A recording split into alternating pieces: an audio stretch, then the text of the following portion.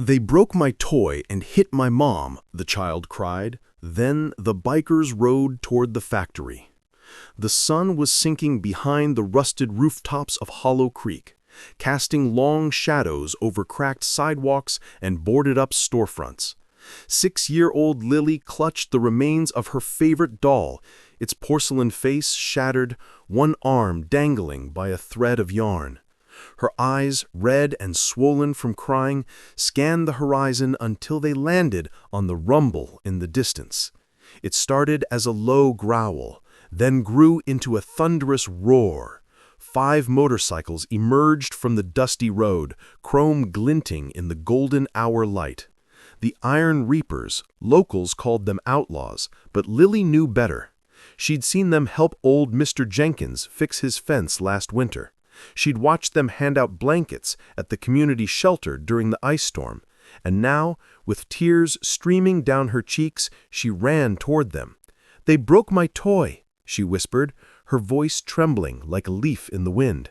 "And they hit my mom." The lead biker, a broad-shouldered man named Dex, killed his engine. Silence fell like a blanket. He knelt, bringing himself to Lily eye level. His leather vest bore patches of places he'd been and battles he'd survived, but his eyes were soft, almost fatherly. "Who hurt your mama, sweetheart?" he asked gently. Lily pointed a shaking finger toward the abandoned textile factory on the edge of town, the same place where her mom, Sarah, had taken a night shift cleaning job just to keep the lights on. Men in black coats, they yelled. Mom said, "No!" And then they pushed her. She fell. Dex's jaw tightened. He glanced at his crew, Rook, Jax, Mara, and Tiny, and saw the same fire ignite in their eyes. They weren't just a motorcycle club. They were family. And family protected their own, even if that own was a single mom and her little girl who lived 3 blocks away. "Stay with Mara, Lily," Dex said, ruffling her hair. "She'll get you warm milk and fix your doll the best she can." Mara, the only woman in the group and a former EMT, scooped Lily into her arms without a word. The child buried her face in Mara's leather jacket, still damp with road dust, but smelling faintly of lavender soap. The engines roared back to life. At the factory gates, the Iron Reapers found Sarah slumped against a stack of pallets, her lips split, one eye already swelling shut. 2 men in cheap suits stood over her, demanding she sign something, papers she'd refused because they had tried to underpay her for weeks of work. "Time's up, sweetheart," one sneered. "Sign or we call the cops and say you stole from the safe."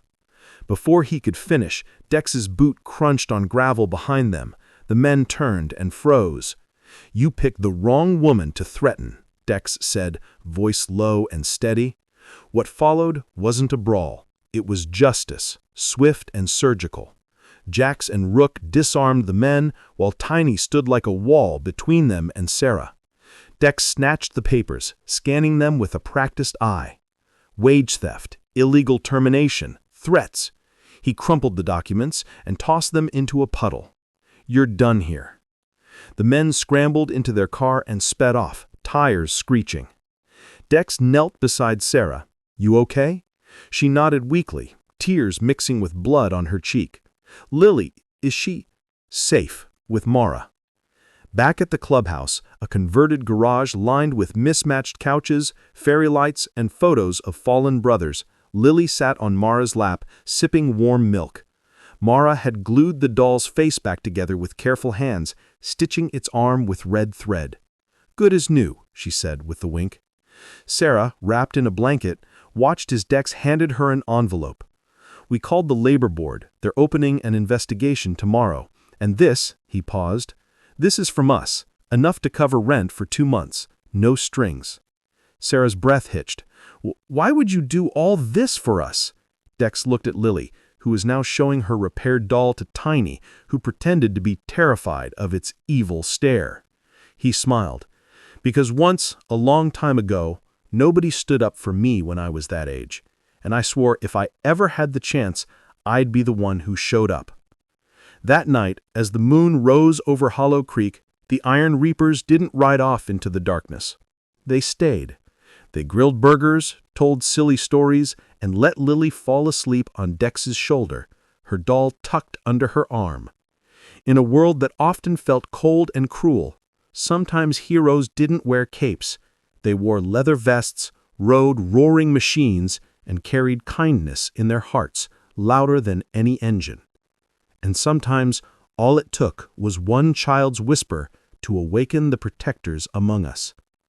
If this story moved you, please like, share, and subscribe to ACAC Storytales. We believe in second chances, silent heroes, and the power of compassion, no matter how it arrives. Hit the bell so you never miss another emotional journey. Thanks for watching.